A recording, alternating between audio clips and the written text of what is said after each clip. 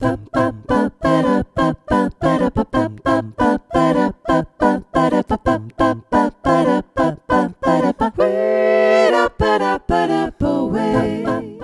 à toutes, bonjour à tous et bienvenue dans Chanter en chœur, ça s'apprend, le podcast des amoureux du chant choral.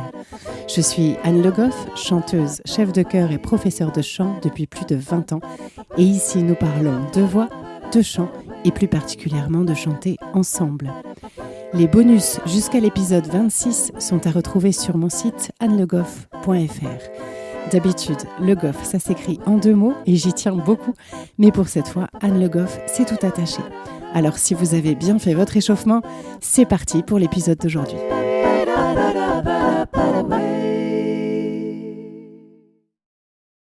Aujourd'hui, nous abordons un sujet complexe mais essentiel pour le chanteur, le soutien. Soutenir, ça veut dire quoi ?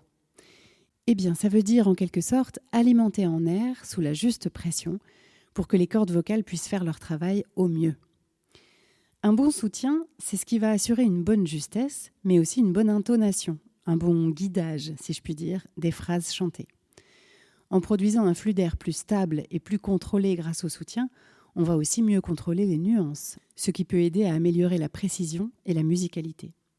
Mais déjà, ce flux d'air stable va permettre d'avoir un son lui-même stable, à savoir qui reste égal dans la durée, en timbre, en nuances et en justesse. C'est le soutien qui nous permet d'avoir un son plein et timbré. Le soutien protège la voix en réduisant la tension exercée sur les cordes vocales. Lorsqu'on chante sans soutien, les cordes vocales peuvent être surchargées, ce qui peut entraîner une fatigue vocale et à long terme des dommages aux cordes vocales.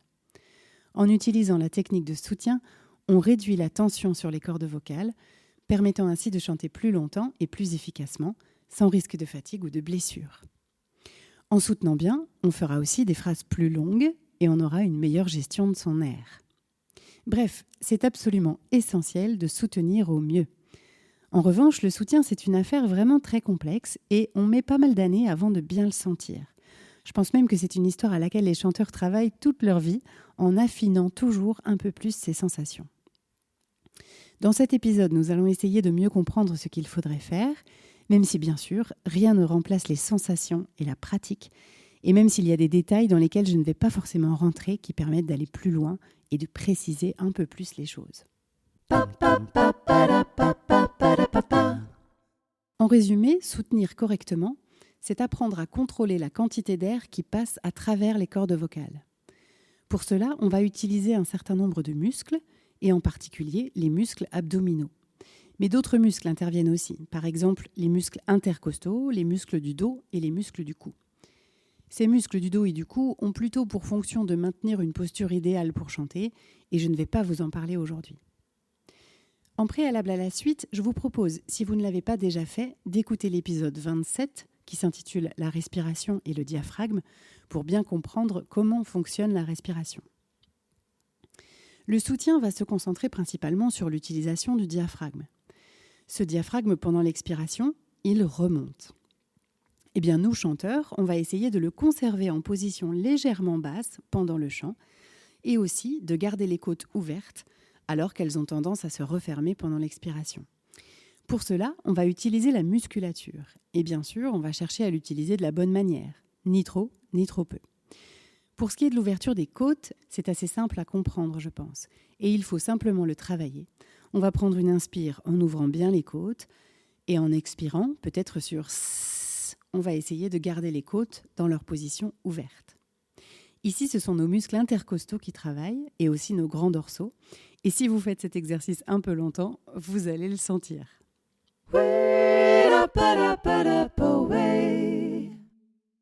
Ensuite, on va utiliser notre musculature abdominale pour ralentir la remontée du diaphragme. Pour caricaturer, si le diaphragme remonte trop vite, il pousse l'air hors des poumons et donc on dépense trop d'air et souvent il est mal utilisé cet air. Donc c'est inefficace, voire fatigant pour les cordes vocales. Ce qu'il faut éviter de faire, c'est de rentrer le ventre. On a cette image parfois de profs de chant qui disent « rentre le ventre pour chanter plus fort ». Non, ça ne se passe pas comme ça.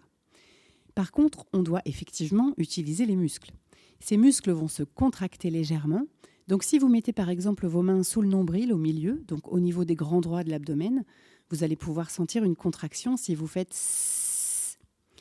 Vous pourriez aussi le faire au-dessus du nombril, mais je trouve que c'est beaucoup plus facile à sentir en dessous et aussi plus profond, donc plus efficace pour nous chanteurs. C'est la même chose si vous mettez la main au niveau des obliques, c'est-à-dire un peu au-dessus des hanches, sur les côtés. En fait, à mi-chemin entre les épines iliaques et les côtes, dans le mou, comme j'aime bien dire. Eh bien, ce mou, si vous faites sss, il est beaucoup moins mou, normalement.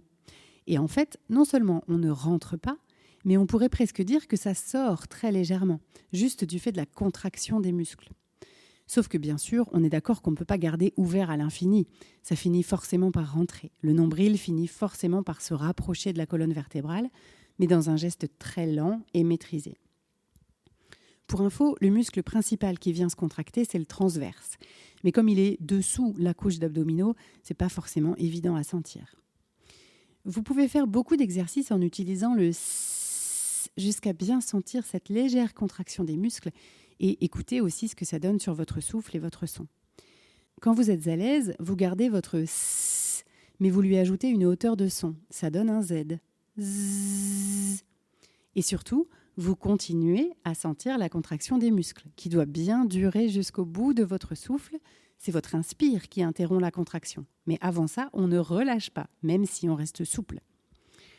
Ensuite, quand vous êtes parfaitement à l'aise avec ça, il est temps d'ajouter des voyelles. Et souvent, c'est là que ça se corse. Les muscles ont tendance à se relâcher quand on ouvre la bouche. Notre but, c'est de maintenir ce soutien envers et contre tout.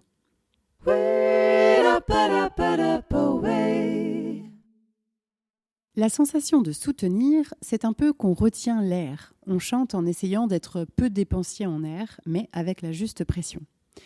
J'utilise souvent l'image du tuyau d'arrosage et du Karcher, qui, si elle n'est pas très glamour, image bien la sensation, je trouve. Un tuyau d'arrosage dépense beaucoup d'eau, mais pas forcément de manière efficace pour nettoyer une terrasse, par exemple.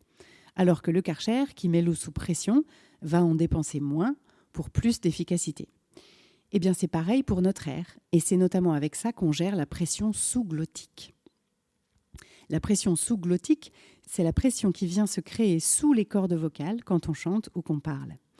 C'est cette pression qui permet aux cordes vocales de vibrer et de produire le son. Lorsque nous chantons ou parlons, nous devons contrôler la quantité d'air qui passe à travers les cordes vocales. Si nous expirons trop d'air, la pression sous-glottique sera trop faible pour produire un son fort et stable. A l'inverse, si nous retenons trop d'air, la pression sous-glottique sera trop élevée, ce qui peut entraîner une fatigue vocale et des dommages aux cordes vocales. C'est pourquoi il est important de contrôler la pression sous-glottique en utilisant la technique de soutien vocal dont nous avons parlé. En contractant légèrement les muscles abdominaux et en maintenant une tension dans la région abdominale, on peut contrôler la quantité d'air qui passe à travers les cordes vocales, ce qui nous permet de produire un son fort et stable, sans trop de tension ou de fatigue vocale. Je précise que la pression sous-glottique, elle peut varier en fonction du style de chant ou de la langue chantée. Par exemple, les styles de chant comme le chant lyrique nécessitent une pression sous-glottique assez élevée pour produire un son puissant et clair. En pop, on a parfois besoin d'une pression sous-glottique moins élevée pour produire un son plus détendu. Et d'ailleurs, souvent, on est sonorisé dans ce style, donc on a aussi moins besoin de volume.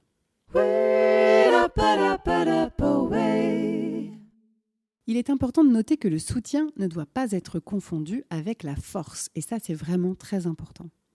Quand on commence à travailler le soutien, on exagère le mouvement et le geste musculaire pour bien le sentir. Mais c'est très important de bien conserver une certaine souplesse dans la musculature, sinon tout va devenir trop dur et on risque là d'avoir une surpression. On ne veut pas avoir l'impression de pousser quand on chante. C'est plutôt un maintien ou une résistance. C'est pas du gainage, c'est pas un verrouillage, le corps reste libre, on n'est pas dans la force.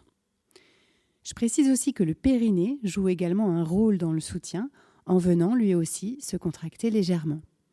Là aussi, il faut être vigilant sur la manière dont on l'utilise, sinon on peut vite être dans l'excès. Voilà pour une explication simple, je l'espère, de ce qu'est le soutien.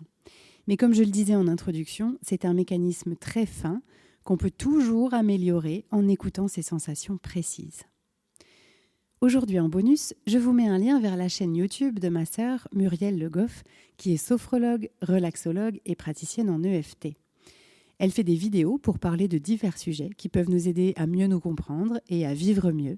Alors je vous invite vivement à aller les regarder.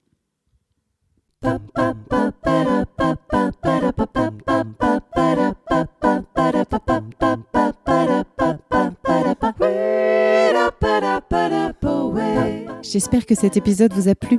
Si c'est le cas, je vous invite à vous abonner au podcast pour ne pas rater les épisodes suivants et surtout à me mettre plein de petites étoiles et de commentaires sur la plateforme où vous l'avez trouvé.